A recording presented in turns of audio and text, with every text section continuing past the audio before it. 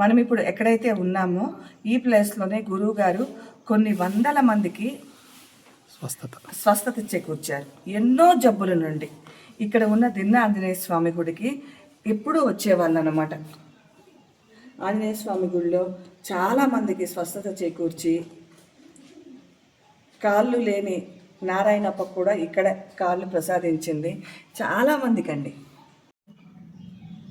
మనం కొనగట్టు దిన్న ఆంజనేయ స్వామి దేవాలయంలో ఉన్నాం కదా.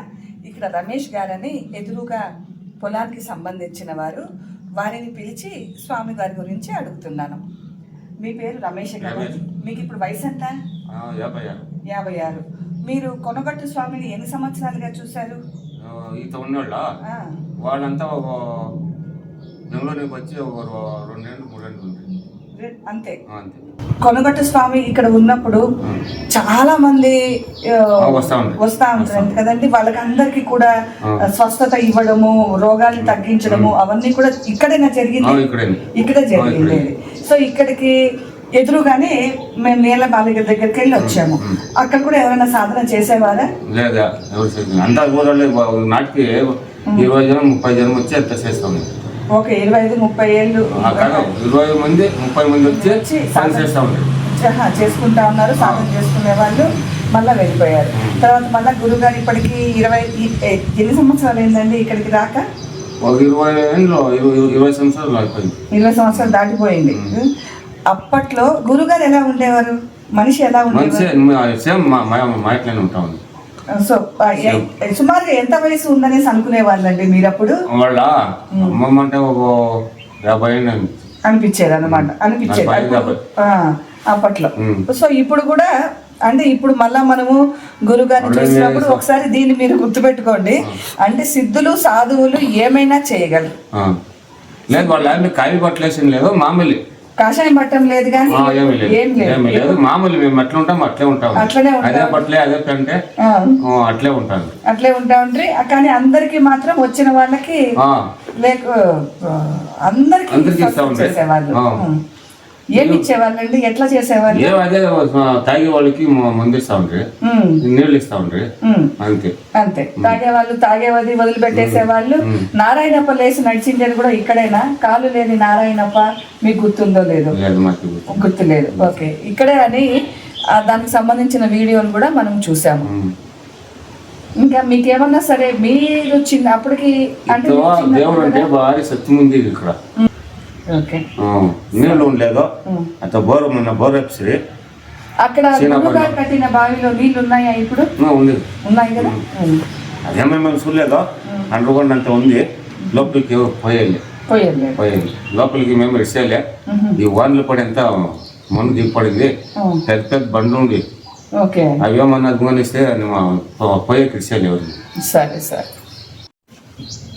ఇక్కడ మీరు ముఖ్యంగా చూడాల్సింది నవగ్రహ మండపంలో ఉన్నాను. నవగ్రహాల ప్రతిష్టాపన 2016లో జరిగిందండి. తప్పితే ఈ మండపం కట్టినది వచ్చేసేసి గురుగారు. ఏమంటే ఆయన యొక్క స్పెషాలిటీ ఒక్కటే బండ పైన రూఫ్, ఒక్కటే బండ. ఇది స్లాబ్ కాదండి, రూఫ్ అనమాట. మొత్తం ఒక్కటే బండతో ఎటువంటి మిషనరీ లేకుండా కట్టడం. అది మనుషులే కట్టారా లేకపోతే ఇంకోరిని ఎవరన్నా పిలిచి ఏదైనా శక్తుల్ని పిలిపించి కట్టించారా నాకు తెలియదు. అయినా 20 సెంట్లలో సుమారుగా 20 సెంట్ల పైనే ఉంటుందేమో 7 అంతస్తులు సింగిల్ బండతో ప్రతి ఒక్క ఫ్లోర్ కట్టిన వాళ్ళకి ఇది ఒక లెక్కన. ఇది మీరు అద్భుతమైనవి మహనీయులతో నిమిషాల్లో జరిగిపోతుండే. కానీ వారి యొక్క నిత్యము మనము ఆశీర్వాదాలు వాళ్ళ యొక్క ఆరాలో ఉండాలంటే ఒకటి శరణాగతి, హ్యూమిలిటీ అంటే వినయంలో ఉండి సాధనలో ఉన్నామనుకుంటే కావాల్సినంత చెబుతుంటారు, నేర్పిస్తుంటారండి. ప్రతి ఒక్క విషయంలో కూడా మనకు ఒక మంచి దారి చూపించగలరు. ఓకేనా?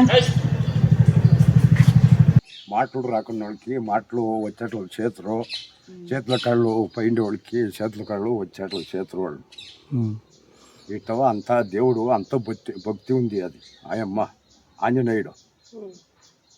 ఇప్పుడు కూడా వస్తా అంటారా? ఇప్పుడు వస్తారు, ಕೆಲವು జన్మ వస్తారు, ఎరకన్నులో వస్తారు పూజకి.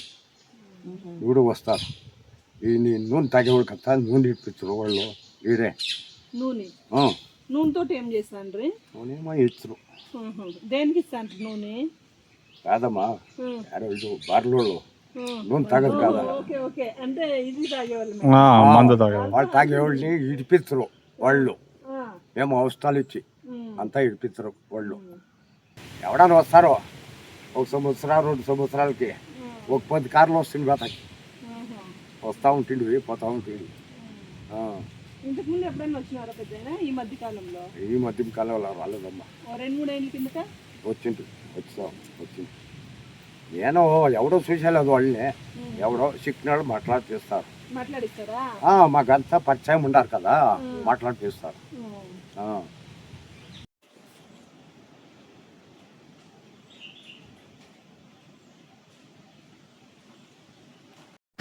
ఇప్పుడు మనం చూస్తున్న ఈ పరమ పవిత్రమైన శివలింగం ఇక్కడి నుంచి 5 కిలోమీటర్ల దూరం. మనం ఇప్పుడు కొనగట్టు గ్రామంలో ఉన్నాం కదా, ఇక్కడి నుంచి 5 కిలోమీటర్ల దూరంలో రాజుగట్టు అనేసి ఒక ఊరు ఉంది. అక్కడ ఊర్లో తవ్వకాల్లో నుంచి బయటపడిన శివలింగం. ఆ రాజగట్టు ఊర్లో నుంచి శివలింగం వచ్చినప్పుడు దీనిని అస్సలు బయటకి తీయలేకపోయారు. వీళ్ళు అక్కడి నుంచి రానంటున్నారనమాట.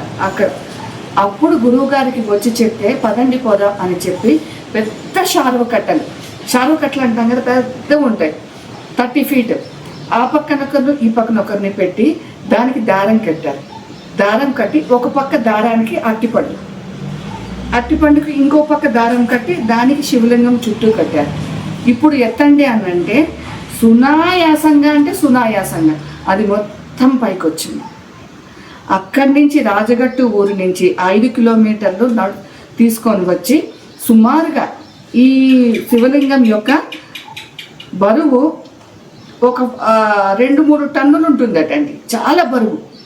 ఇది చాలా మహిమాన్వితమైన శివలింగం అని, తప్పితే దీనిలో ఉన్న ఫోర్సెస్ నంతా కూడా యాక్టివేట్ చేయాలని, తర్వాత మళ్ళీ నేను 30 సంవత్సరాల తర్వాత వచ్చినప్పుడు యాక్టివేట్ చేస్తామని చెప్పారు. తప్పితే ఈ శివలింగంని మళ్ళీ ఎవరన్నా సరే దొంగలు తీసుకెళ్తారేమోనని ఇక్కడ బండ పెట్టి బండలో ప్రతిష్ఠించేశారనమాట. అది అంత అద్భుతమైన శివలింగం. ఈ శివలింగం ఎక్కడి నుంచి వచ్చింది, ఎవరు అసలు రియల్గా దీని యొక్క పెట్టిన వాళ్ళు ఎవరు అనేది నేను తర్వాత మళ్ళీ గురుగారు చెప్పిన మాటల్ని ఇంకొక వీడియోలో చేస్తాను. ఇక్కడ ఈ విధంగా పెట్టేయడానికి ఏమంటే ముఖ్య కారణము, ఎదురుగా మనం కూర్మపీఠం చూసాం. కూర్మపీఠం దగ్గర కామధేనుని గురువుగారు స్వహస్తాలతో చెక్కారండి. స్వహస్తాలతో దాని యొక్క ముఖము ఎంత అందంగా ఉండేదంటే చెవులు పల్చగా, ఆ యొక్క కామధేనువు యొక్క కళ్ళల్లో చూస్తే మన యొక్క ప్రతిబింబం కనిపించేది. చెవులు ఎట్లా అంటే ఇట్లా పట్టుకుంటే కూడా పల్చగా, ముక్కులోకి కూడా ఆ రంధ్రాలు వెళ్ళి లోపలికి వెళ్ళేవి. ఆ ఊపిరిని అంతా కూడా గమనించారట. అంత అద్భుతంగా గురువుగారు తన స్వహస్తాలతో చెక్కి దానికి ప్రతిష్ఠ చేస్తే, గురువుగారు ఎక్కడికో వెళ్ళినప్పుడు సాధన కోసం దాని తలను మాత్రమే చెక్కుకొని వెళ్ళిపోయారు. ఇంకొక అద్భుతం ఏమంటే, ఆ కామధేనువు ప్రతిష్ఠించినప్పుడు ఎంతమంది జనాలు వచ్చి ఉంటే, ఎంతమంది వచ్చారో అప్పుడు లక్షల్లో వచ్చారటండి. ప్రతి ఒక్కరికి ఆ కామధేనువు నుండి పాలు వచ్చిందండి ప్రసాదంగా. దానిని మానవ మేధస్సు అంటుకోలేదు. గురువులు చేసిండే విచిత్రాలు ఎప్పుడూ మానవ మేధస్సు తట్టుకోలేదు. అటువంటి మానవాతీత శక్తి చేత ఈ శివలింగం భూమిలో నుంచి ఇప్పుడు ఇక్కడ ప్రతిష్ఠించింది. ఇక్కడ నుంచి దీనిలో నుంచి యాక్టివేట్ అయ్యి ఎక్కడైనా సరే ప్రతిష్ఠిస్తే దీనిని యొక్క మహత్యము అందరూ చూడగలుగుతారు. దిన్నె ఆంజనేయ స్వామి గుడి పక్కనే ఇక్కడ పెద్ద మర్రి చెట్టు. గురువుగారు ఎక్కువగా ఈ మర్రి చెట్టు కిందనే ఉండేవాళ్ళట. ఈ మర్రి చెట్టు కిందనే అందరికీ మందులు ఇచ్చేవాళ్ళు అని చెప్పారు. గురుగారిని ఒక సందర్భంలో అడిగాను, గురుగారు మీరు ఇన్ని అద్భుతాలు చేశారు కదా, కూర్మపీఠము ఇవన్నీ ఉన్నాయి, మేము అక్కడ కూర్చొని ధ్యానం చేద్దామా అంటే, నేను ఎక్కడైతే మందులు ఇచ్చానో అక్కడ కూర్చొని చెయ్యండి, మీకు ఇంకా ఎక్కువగా ఉపయోగం ఉంటుంది అని చెప్పారు. సో ఆ ప్లేస్ చూపించడానికి అని చెప్పి నేను మీకు ఈ వీడియో చేస్తున్నాను. ఈ చెట్టు కూర్చుంటే చాలండి నిద్ర వస్తున్నది.